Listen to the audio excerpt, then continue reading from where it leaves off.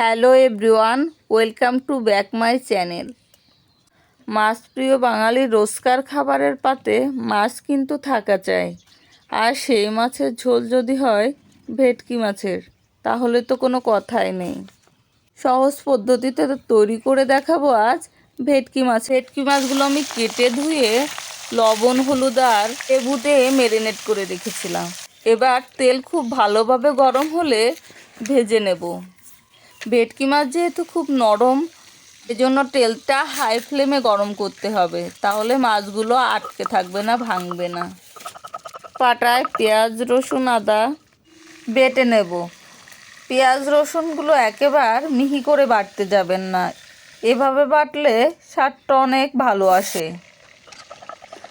এবার তেলে দিয়ে দিলাম পেঁয়াজ রসুন বাটা, কিছুক্ষণ ভেজে নিয়ে জিরে বাটা, লবণ, হলুদ, ঝালের গুঁড়া দিয়ে ভেজে নিলাম ভালো করে, যাতে কাঁচা গন্ধটা না থাকে। এবার দিয়ে দিলাম কেটে রাখা আলু, টমেটো। কিছুক্ষণ ভেজে নেব। ভেজে নেওয়া হয়ে গেলে দিয়ে দিলাম জল। জলটা ফুটে আসলে দিয়ে দেব মাছ। ভাবে একবার ভেটকি মাছ রান্না করে খেয়ে দেখবেন, খেতে অনেক ভালো লাগে।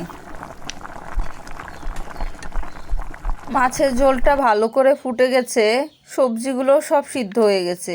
এবার আলু দুটো উঠিয়ে নিয়ে এভাবে থেতলে দিলাম, তাহলে ঝোলটা অনেক গাঢ় হয়, স্বাদটাও দারুণ আসে।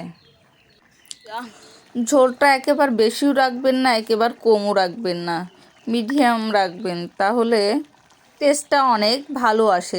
শেষে দিয়ে দিলাম গরম মশলা। তৈরি হয়ে গেলাম আর সহজ পদ্ধতিতে ভেটকি মাছের ঝোল। চ্যানেলটি ভালো লাগলে লাইক, কমেন্ট অ্যান্ড শেয়ার করে পাশে থাকবেন। ধন্যবাদ।